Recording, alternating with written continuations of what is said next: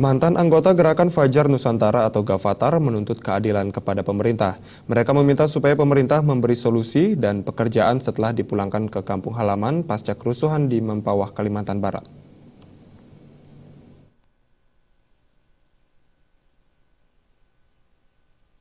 Setelah tiba di Pelabuhan Tanjung Emas, Semarang, 351 ex-anggota Gavatar masih diistirahatkan sementara di aula Pelabuhan Tanjung Emas.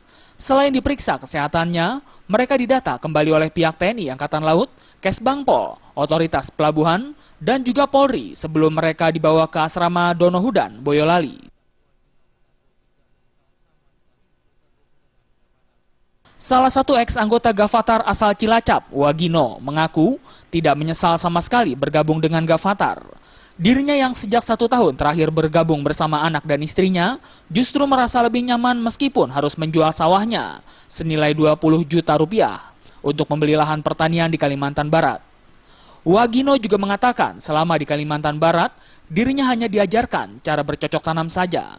Setelah dipulangkan ke Jawa, Wagino meminta kepada pemerintah agar bisa memberikan solusi lanjutan sehingga dirinya bisa kembali bekerja. Kita bertani kok, sebatas bertani aja, nggak ada yang lain-lain.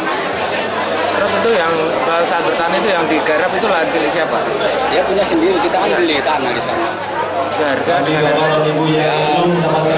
kan ada kita namanya penanggung jawab lahan gitu kan. Mereka yang membeli.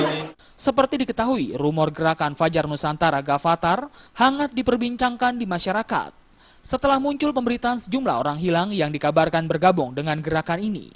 Sementara itu, dari pemerintah sendiri hingga saat ini belum ada tindakan tegas guna menghentikan gerakan yang dinilai sesat tersebut. Dari Semarang, Jawa Tengah, Hendi Nugroho melaporkan.